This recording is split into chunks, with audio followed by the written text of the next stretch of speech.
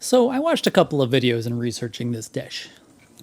And if I'm to believe what I see on some channels, a whole roasted cauliflower is apparently a side dish. Now, this has been the only way I really enjoyed cauliflower in terms of a side dish. I mean, what else could you want out of a vegetable side?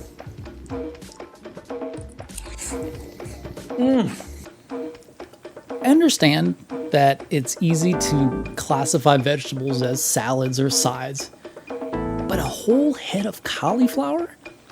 Maybe I'm just taking too many crazy pills. I do have a prescription. But when that big white bunch of brassica is boiled, rubbed, and roasted before being served whole, it's a main course.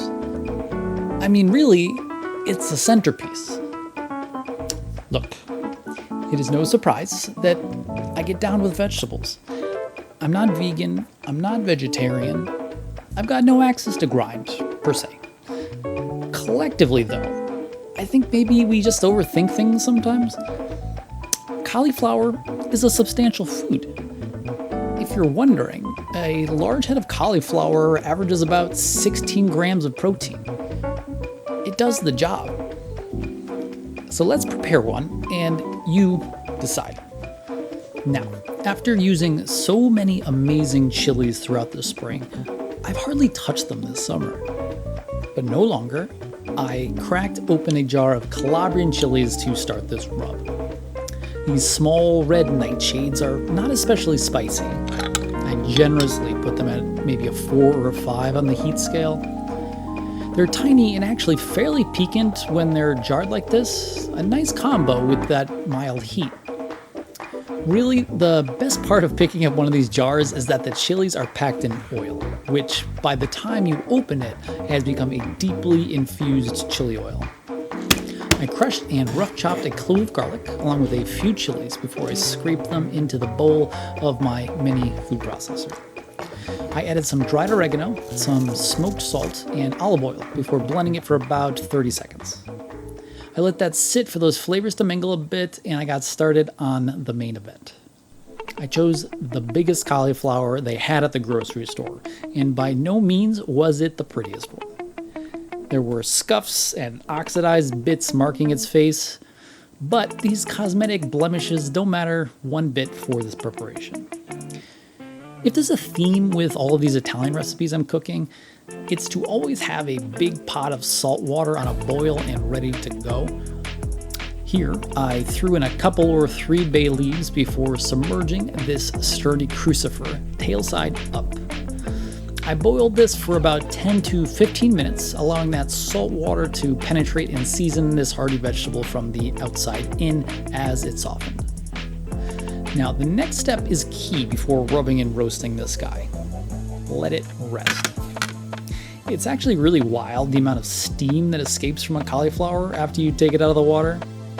For whatever reason, it reminds me of that amazing, intense line delivered by Ed O'Neill as the diner manager in Wayne's World. Without any context, completely unprompted, he looks at the camera and says, "Did you know that if you stab a man in the dead of winter, steam will escape from his wounds?" Indians believed that was his soul escaping from his body. If you have never seen that scene, I linked a clip down below. It's amazing, and you're welcome. Anyway, once this cauliflower's soul had completely escaped its body, after about 20 to 30 minutes, I preheated the oven to 500 degrees. In the meantime, I used a pastry brush to work that chili rub into every nook and cranny of this behemoth vegetable. You can use your hands if you want, but it gets pretty soft after its bath, so apply that rub carefully if you decide to finger paint it on. Into the blistering hot oven it went for 30 minutes to work up a crusty layer on the outside of this otherwise now tender veggie. I used some of the chili oil in the jar and basted it a couple of times while I roasted to give it just some extra depth. I threw together a quick lemon aioli to add some extra fat, acid, and a raw garlic punch to the plate. I'm never going to miss out on a garnish, so I chopped some olives, capers, and parsley to finish this thing with a proper flourish. At this point, I want to confess, I had some lofty aspirations for how I would plate this dish. A small concentric circle of lemon aioli would go at the base of the plate. Then I'd top this with a slice of roasted cauliflower, white and tender on the inside but blistered and burnt on the surface. A splash of good olive oil and a squeeze of lemon would then precede a shower of garnish to finish. If you couldn't tell by all of my out of focus shots earlier, from the start, it was just one of those days. I clawed and scraped to get this thing done on time, and neither my body nor my camera was cooperating. By the time this was ready to eat, I reverted into a more primitive form of human. Yes, that lemon aioli went on the face of the plate, but that modern art geometry gave way to a crude, heavy hand. That tidy, angular wedge of cauliflower turned into an amorphous hunk of food that was neither neat nor naturalistic. My knife work on these garnishes was so poor that they either mounded on the top or just rolled far away. Yet, for everything this plating lacked in finesse, I absolutely devoured this cauliflower. Yes, I devolved into a lesser creature of sorts, at some point deciding to unshackle myself completely from that albatross you call silverware. But who needs forks and knives when you have dirty bare hands and an empty belly at 9 p.m.? Okay, it's time. Let's answer this question. Is a whole roasted cauliflower a side dish? Absolutely not, right? All I can say is that vegetables are main courses too.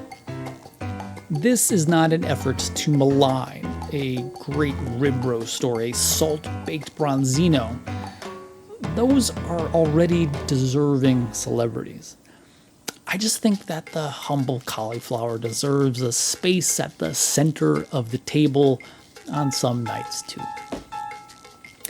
That's going to be it for me today. If you enjoyed this video, please click that like button down below. And if you want to see more videos like this, please click the subscribe button. Thank you so much for coming. I'm going to see you next time. Bye now.